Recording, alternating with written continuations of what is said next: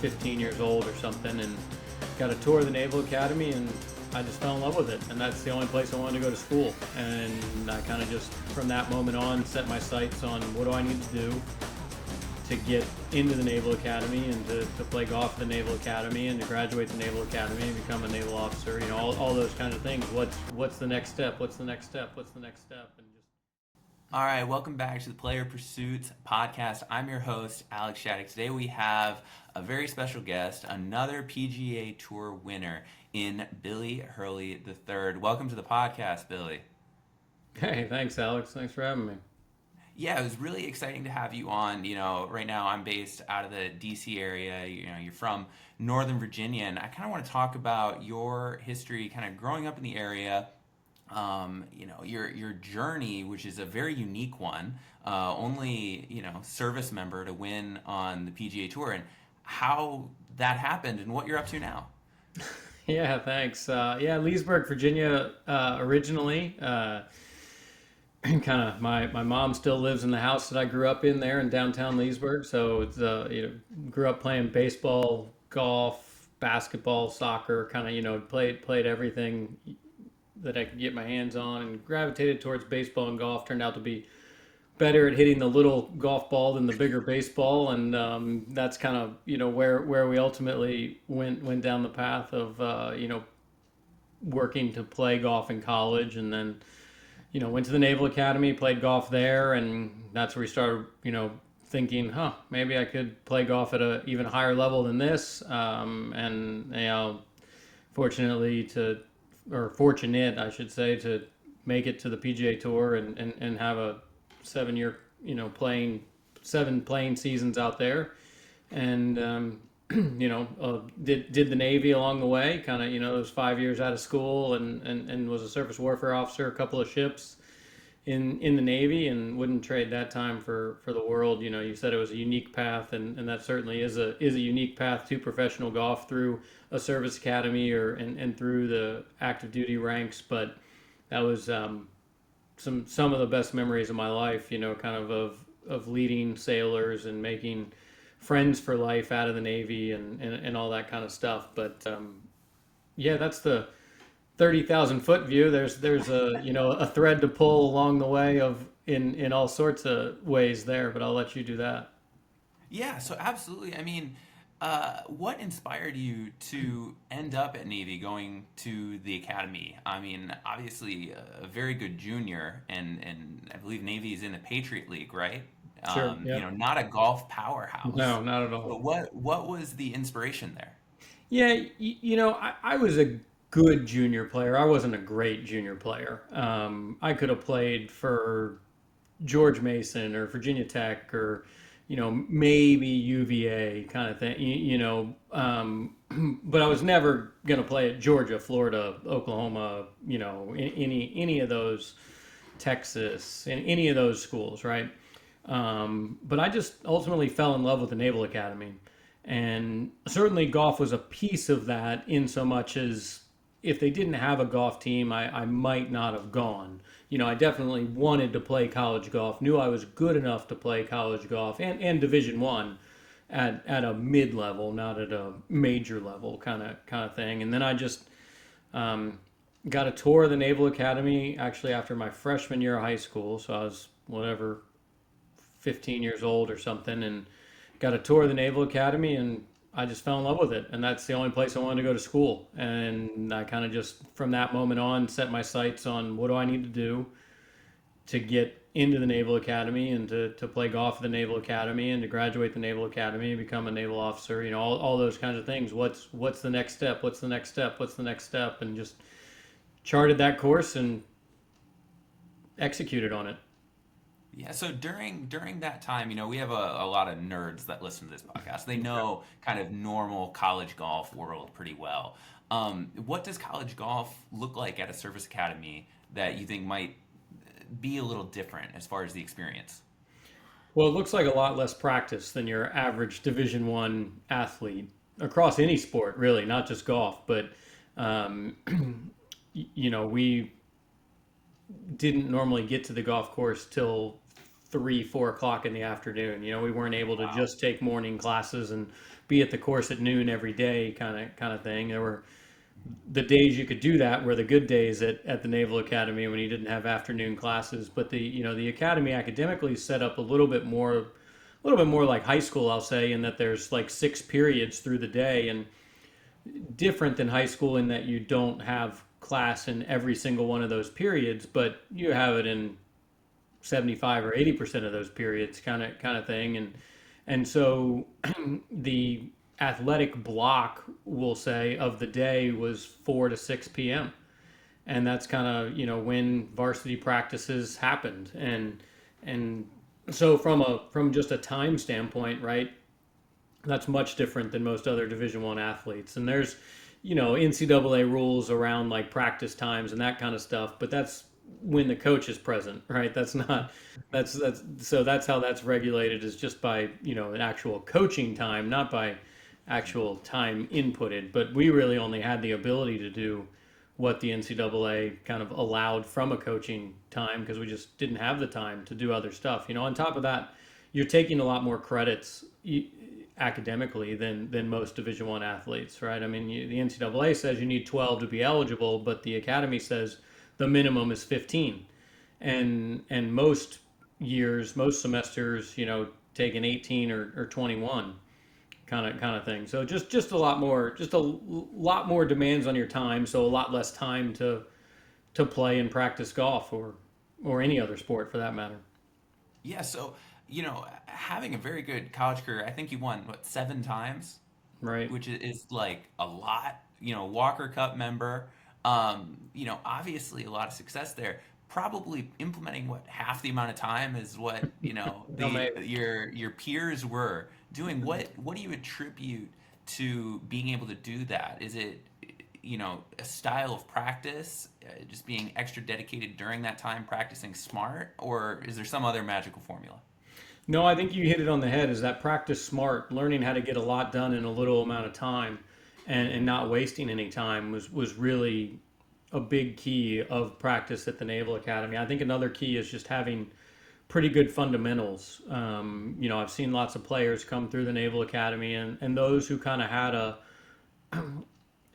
quirk, we'll call it, of some kind, like didn't do as well because you didn't have the time to hit all the balls required to make your timing work, so to speak. If you had a super strong grip or a super upright swing or a super whatever, the players who had more of a neutral setup, neutral swing, have had the ability to have a little bit more success, who didn't rely as much on timing and as much on a ton of practice to square the club face at the ball. So, but that practice time was, for me, was sacred. I wanted to be there. I wanted to work on it. It was a bit of my escape from quote unquote life in the military, especially freshman year, of kind of being a plebe at the Naval Academy. Being having to do all the extra stuff, and you get over to the golf course. You get to put on a golf shirt instead of a military uniform, and you get to practice golf and just kind of be in that space, be in that zone, so to speak, was really sacred to me. So I just did it as much as I could. I just got over there to the golf course as much as I could. I spent, my roommates will tell you, I spent most of my free time, most of my time in general, just how quickly can I get to the golf course, every day to be able to practice. And so, yeah, that practice smart, and that is really the biggest thing you have to do with less Well, I time. tell you what, as a golf instructor myself, I just want to clip exactly what exactly what you said, and like put it up on the wall somewhere, right? Like, be grateful for the opportunity that you get to work on your game, and practice smart. Have good fundamentals so that we have the largest possible margin of error, and we don't maybe have to time it up so much. I mean, that Yeah, was just you put got it. perfectly. All right, so beyond college golf, you going to the academy have an obligation, Sure. and it's what you wanted to do, I'm sure, as well. But to spend time in the Navy, what did your service look like, and maybe where did golf fit into it? Yeah, so for the golf part, I kind of break it down into two separate pieces of the service. So I served 5 years after school. I was a surface warfare officer, and so for about 2.5 of the years I was on ships, and 2.5 years I was not on ships. And so the time on ships, I did not play much golf, right? That's kind of just, there's, something, a little bit of something about the ocean and a ship and a golf course not being close to one another. But even when we were in port, which happens, plenty. It's not always out to sea kind of thing. But even when we were in port, it's a full time plus kind of job. It's not 40 hours a week. I mean, it's a large commitment of time to do it well. And so on ships, I did not play that much. The 2.5 years that I was not on ships, I did get to play, quite a bit. I turned pro kind of in the middle of my service, a couple years out of school, and I was not on a ship, so I was able to practice. I was able to play. I was able to get a couple of sponsors exemptions and kind of play a couple of tournaments while I was active duty, and then I went back to a ship and didn't get to play very much at all. I played 5 competitive days in 2 years. The last 2 years of the Navy, I played 5 competitive days of golf. And I think those happened inside of like 6 weeks of one another kind of thing. So it was even a really small kind of window in which that was able to happen. So, it came back to, like we were talking about, those fundamentals, or getting, an hour of practice here, or getting 2 hours of practice there, or trying to keep my body in as good a shape as I could, even though that's not as good a shape as it needs to be for professional golf. All those types of things, just from a time perspective, right? And that's directly out of the Naval Academy, directly out of the Naval Service, is doing the most important thing now, right? Like, and kind of time management and all of that really served me well down the road too, of playing professional golf, because there's not enough time in the day to do anything that we all want to do. So, managing your time, doing the most important thing is a great skill to have, and that's definitely one of those Naval Academy and Navy skills that I took with me. I think that's one of the things that just about pro golf, later on, that surprises people is the amount of practice. Is you don't get to dedicate as much time to your game during the season when you're on the road as one would think. So I'm sure those skills are really valuable. When I've been on the road with players, especially ones that have media obligations, like, it's almost like the golf becomes second to the rest of the schedule. It can be, yeah, and you can, and there's so many distractions as well, right? You can get pulled in so many different directions, so you have to be very disciplined with your time and with your practice. And you got to play practice rounds, you got to play a pro-am, you got to, you got to figure out a new green surface week in and week out, new bunker sand week in and week out, all those different things that just take up a little bit of time. So the time really does go away pretty quickly between really Tuesday and Wednesday, and then you're playing a tournament, and that takes 10 hours a day just to play that round of golf, when you just talk about preparing and playing and stretching and just all the things that go into being ready to play, and then as soon as you're done playing, you're trying to get ready to play tomorrow. And so, yeah, it is true that you'd think as a professional golfer you'd practice as much as you want, and get everything done you wanted to get done, and it's just not true. There's always something where you're kind of wish you had another 30 minutes to do something else or whatever. But you also have to save your body, because you can't go hit 1,000 golf balls on Wednesday afternoon and have a chance at showing up Thursday, Friday, Saturday, Sunday to compete in a golf tournament. Yeah, I mean, absolutely. So when it kind of came time to give it the full proper run as a pro golfer, what did that journey to the top ranks look like for you?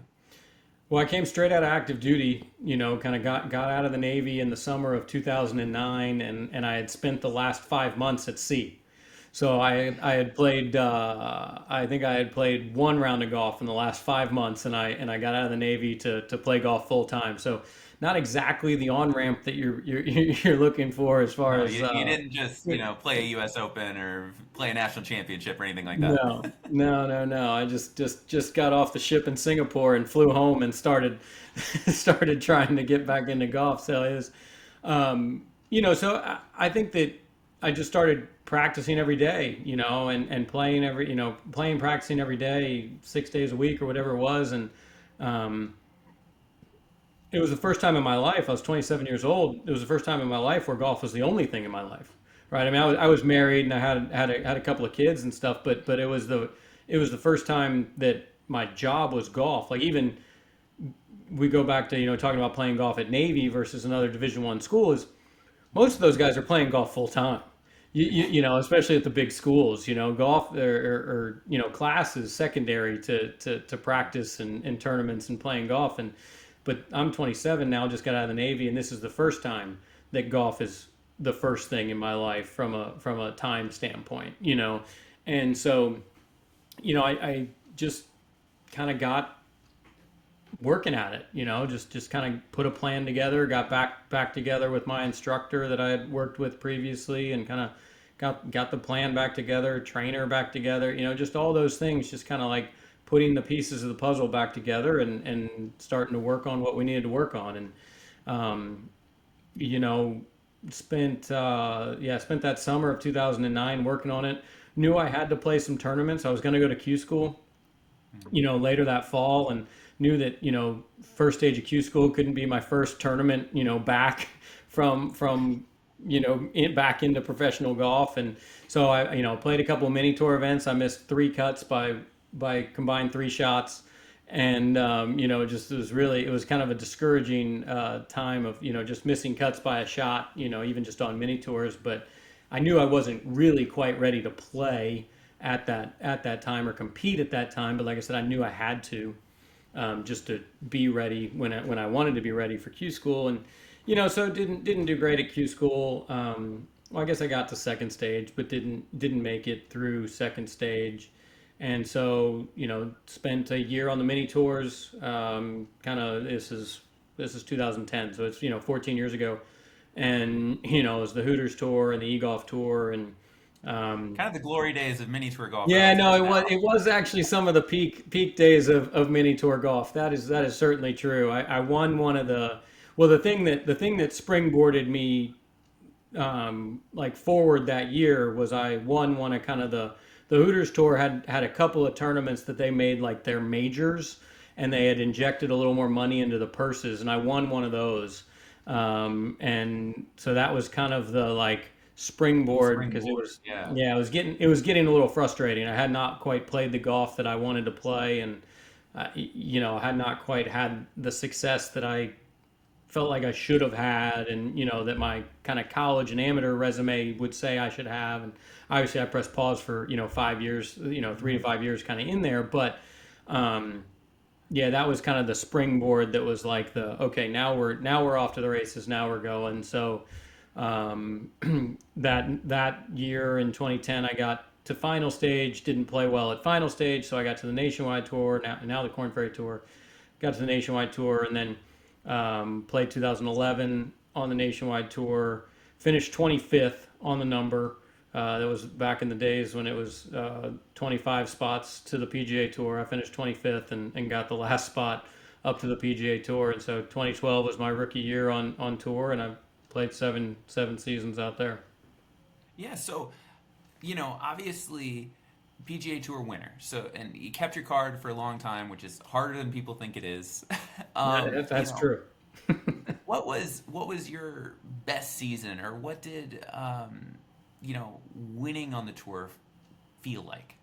Yeah, I mean, it was certainly my best season was 2016 when I won. It was my highest, finish in the FedEx Cup and that kind of thing. But my probably most consistent season was 2014. A couple years prior to that, I had a good handful of top tens, and a couple of chances to win that season in 2014, and didn't win.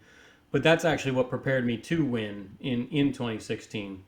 I 2014, played in the final group a couple times, and had some chances, but I was almost, I'll say, apathetic to the result because I thought that that was the best way to approach it, right? Of kind of like, I'm going to go try my best, and if the chips fall where they fall, then I'll win, and if not, that's okay. I still have a wife and kids who love me, and yada yada yada, Very and process oriented. yeah, yeah, and but I also had so many chances at that I thought that they would keep coming.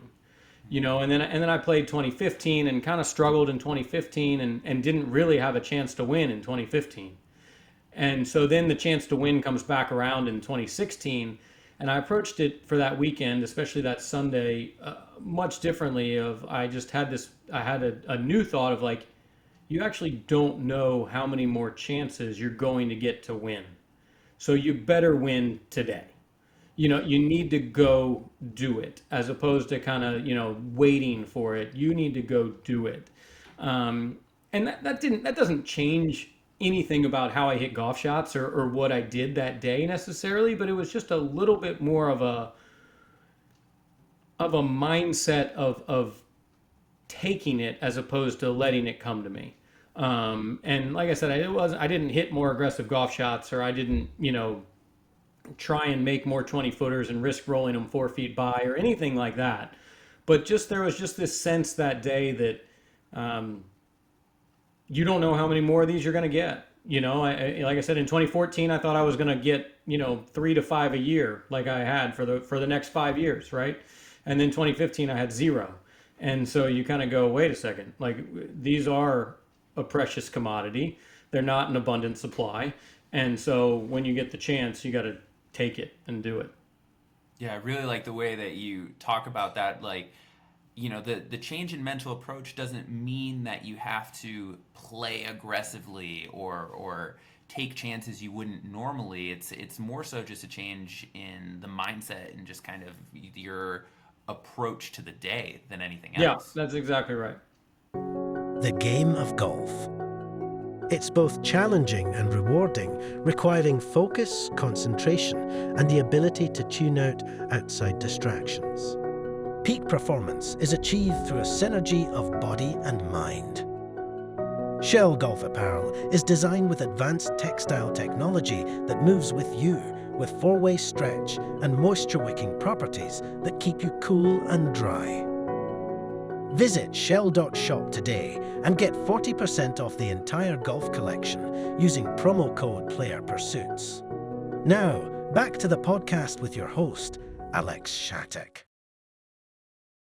Yeah, so, as your playing career kind of wound down, I know that you have your foundation now. I'd love to kind of hear you talk about. I got the mission statement here, but I'd Yeah. rather hear it from you. Sure. Yeah, yeah, yeah. So we're, fortunate again, that the PGA Tour and being a professional golfer happened to provide us the opportunity to, create a foundation, right, and to create this platform.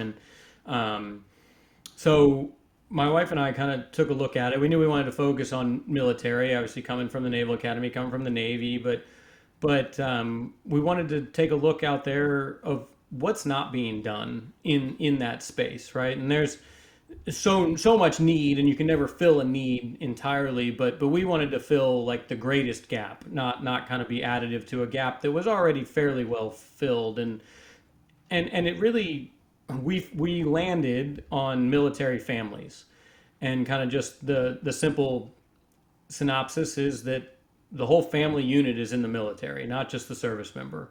And the whole family unit is really serving our country by virtue of the sacrifices that they are making for for their service member to do the things that he or she needs to do to be successful, and for our country's military to be successful. So it really just stemmed out of our own experience in the fact that when I was at sea, my wife was a single mom, for the better part of 2 years, and for 5 months at a stretch, and 2 weeks at a stretch, and 3 months at a stretch, and all these times she's at home with a little 1 2 year old, and I'm out at sea. And um, certainly my job wasn't easy, but I think it was easier than being at home with a 1 year old by yourself, and so that's what we kind of just landed on. So we want to serve, honor, support, honor, and enhance the lives of military families. That's kind of what we're about, and we do that a couple of different ways. We do it through some secondary education scholarship for dependents. So, not for the service member, but for their dependents. Could be, spouse or child. We've had both win those scholarships. And then we do kind of family vacations. We'll call it respite vacations for the entire family to get away for a couple of days and experience something that they might not experience otherwise. The other thing that playing on the PGA Tour does is it gives your kids a skewed sense of the world. I mean, the PGA Tour is fantasy land.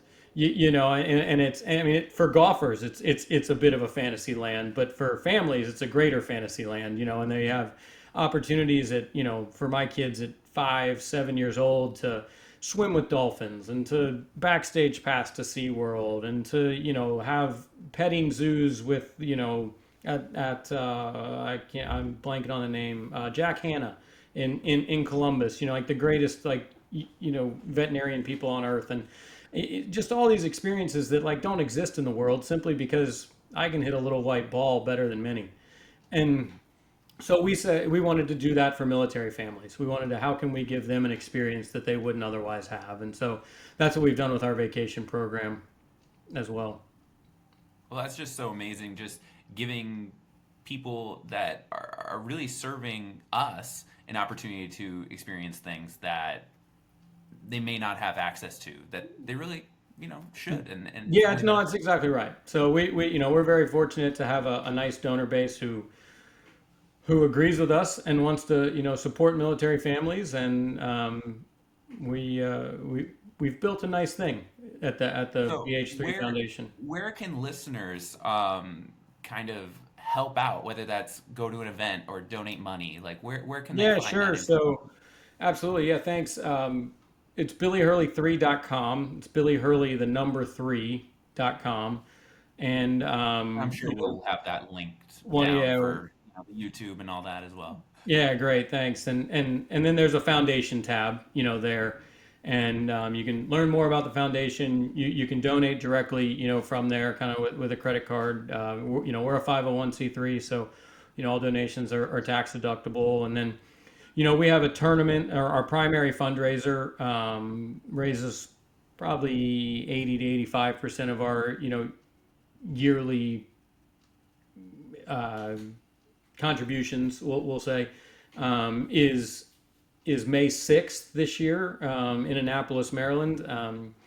We host the Billy Hurley III and the Brave golf tournament. So the unique thing we do with the golf tournament is, instead of me asking 18 friends of mine on tour to kind of be the celebrity in the group and kind of come and play and support the cause, we actually have 18 active duty service members come play and be the celebrity in the group. And as a part of that, it's an all expenses paid trip for the service member, and we invite their spouse to come along and experience Annapolis, Maryland, and have a nice weekend with our foundation and with our donors and sponsors. And so, from a golf perspective, we're in a great place that we are actually full of our foursomes to play in the tournament, but we certainly have sponsorship opportunities for anybody looking for that kind of thing to throw their name or their company on. We'd Oh, welcome to have that's that. awesome. So everybody definitely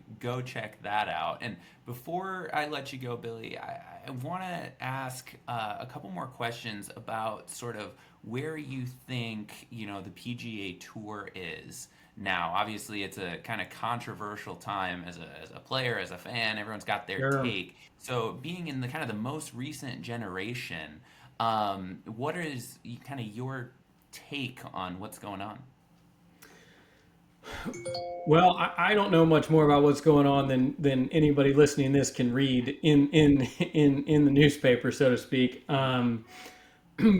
But I can read between the lines of what's being said and what's not being said kind of a little bit better than many. And I mean, I think ultimately I've said two things. Well, I think ultimately the PGA Tour and Live will come back together in some way. I think that the recent equity investment of the SSG, those guys at Fenway Sports and KKR and others.